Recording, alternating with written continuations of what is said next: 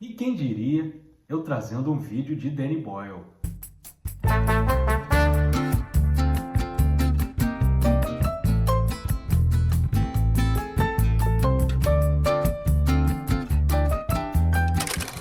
Olá, eu sou Edu Schneider do Cashback e hoje é dia de falar de lançamento novamente. Hoje nós vamos falar de Extermínio, a Evolução, dirigido por Danny Boyle, de Trainspotting, de Quem Quer Ser um Milionário e roteirizado por Alex Garland, que recentemente dirigiu o nosso querido Wagner Moura em Guerra Civil. Os dois que estiveram juntos também no primeiro filme da franquia, Extermínio, lá de 2002. E eu brinquei nessa abertura de estar trazendo um filme do Danny Boyle, porque quem me conhece sabe que eu não curto em nada o diretor. Eu não gosto muito do estilo dele de filmar. Agora, há uma coisa que não dá para negar. O Danny Boyle tem o seu estilo. Você bate o olho e você sabe que é um filme do Danny Boyle. E é interessante o retorno dele e do Alex Garland na franquia, porque O Extermínio é um filme bastante interessante de 2002, por de certa forma ter revitalizado o gênero zumbi que estava muito repetitivo. Só que essas novidades, claro, vêm acompanhadas do estilo do Danny Boyle. E aí, para mim, não funciona. Aquela coisa dos cortes rápidos, de mudança de ângulo frenética, isso eu não curto nem um pouco. Recentemente no Cashback a gente fez um podcast sobre 007 Quantum of Solace, que tem esse mesmo problema dos filmes do Danny Boyle, com cortes muito rápidos, mudança de ângulos a todo tempo. E lá a gente já tinha destacado o quanto isso pode se tornar cansativo para quem está assistindo. E lá no filme de 2002, além do estilo Danny Boyle, o que também chamou atenção foi a utilização da câmera Canon XL1, dando aquela estética de um filme quase que caseiro. E aí tem a coisa também dos zumbis se movimentarem mais rápido. Isso é muito importante também porque acabou influenciando demais os outros filmes de zumbis que surgiram em sequência. Porém, quando chegou na parte 2 e mudou para um diretor e um roteirista diferente, virou um filme de zumbi genérico. Eu já não gosto nem um pouco de Extermínio 2. Mas vamos tratar aqui de Extermínio, a Evolução. E aí temos uma substituição. Sai a Canon XL1 e entra o iPhone 15 Pro Max. E aí viralizaram algumas imagens na internet com essas filmagens com iPhone, que inclusive tem uma cena com 20 iPhones na filmagem. Isso acabou chamando muita atenção do público. Tanto que quando saiu o trailer do filme, teve um número de visualizações gigantesco. Foi até muito comemorado pela Sony e pela Columbia. E aí mesclado com esse estilo do Danny Boyle, de muitos cortes, de mudanças de ângulos o tempo inteiro, ele trabalha de novo com o fotógrafo Anthony Dodd Mantle, que inclusive veio ganhar um Oscar com o trabalho com o Danny Boyle, e os estilos acabam se complementando. Claro, também unido à montagem de John Harris. Então acaba que esse trio é que acaba criando essa identidade visual do filme. E aí eu não vou mentir para vocês, continuo não gostando dessa parte. A mim me incomoda muito e é bastante cansativo.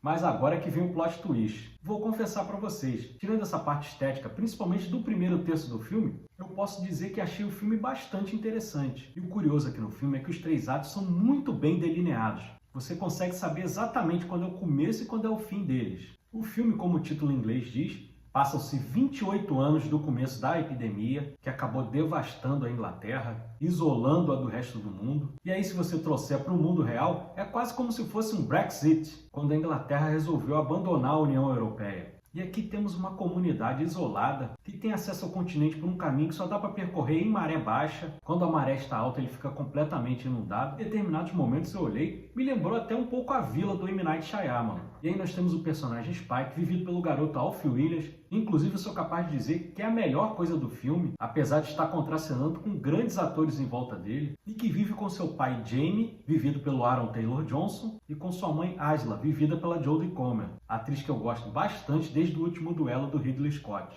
E aí nessa comunidade há quase um ritual de passagem, onde o pai Jamie vai levar Spike para o continente para enfrentar pela primeira vez os infectados que eles encontrarem pelo caminho. E é interessante porque nesse filme nós vimos novas criaturas infectadas. Você tem um que vive quase em estado letárgico, rastejando, e você tem outro com uma força muito maior do que aqueles que a gente já tinha visto nos outros filmes. Ele é muito maior, muito mais forte e, claro, muito mais perigoso. E eles vão nessa jornada, Spike fica morrendo de medo, na maioria das vezes acaba sendo salvo pelo seu pai Jamie, mas quando eles retornam à comunidade, Jamie mente para todo mundo, dizendo que Spike enfrentou tudo com a maior bravura possível. E com isso acaba criando uma ruptura entre Spike e Jamie, seu pai. Porque conforme as coisas vão caminhando, ele percebe que o pai mente muito para ele, fala muito pouco da verdade, das coisas que estão acontecendo em volta. Inclusive em relação à própria mãe, que tem uma doença que ninguém sabe realmente o que é. Ela vive com dores de cabeça alucinantes, chegando até a delirar. e o filho fica querendo fazer alguma coisa e o pai diz que não há nada o que fazer. Só que durante essa jornada de iniciação, eles chegam a cruzar com um médico, que o pai, Jamie, diz para o Spike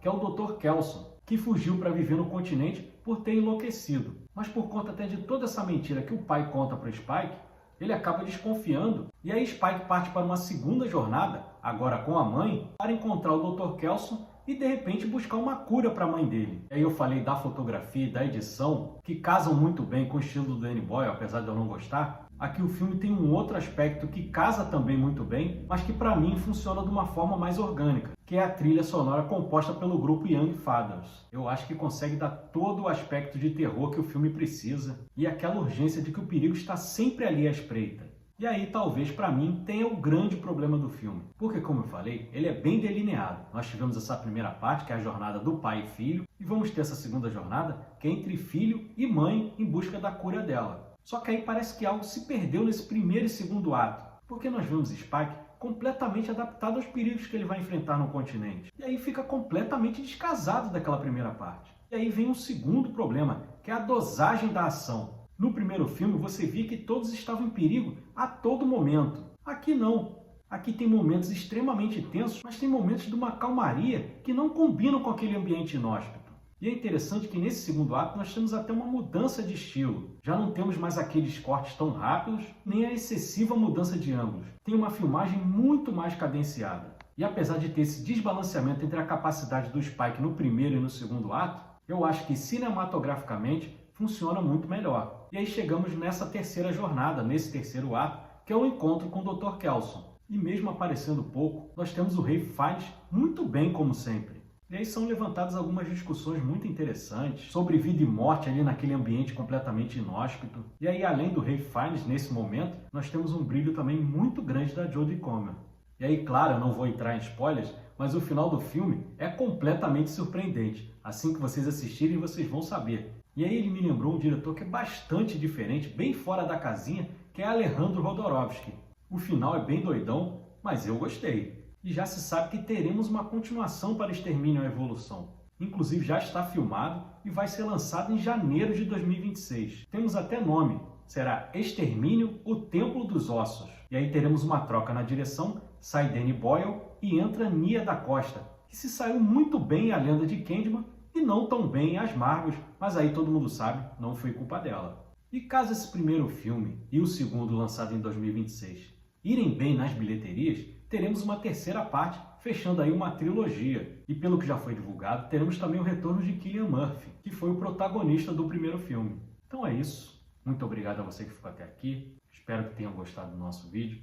Se gostaram, deixa o like, inscreva-se no nosso canal. Cashback tem conteúdo de cinema de domingo a domingo. Eu trago shorts diários, tem vídeos de segunda a sexta. Quarta-feira tem o nosso podcast às 8h45 da noite, aí formato mais longo, uma discussão mais abrangente. Falamos de filmes antigos, de filmes novos, fazemos coberturas de cabine de imprensa. Tem bastante conteúdo para você que ama cinema como nós. Um grande abraço para vocês e uma ótima quinta-feira. Valeu!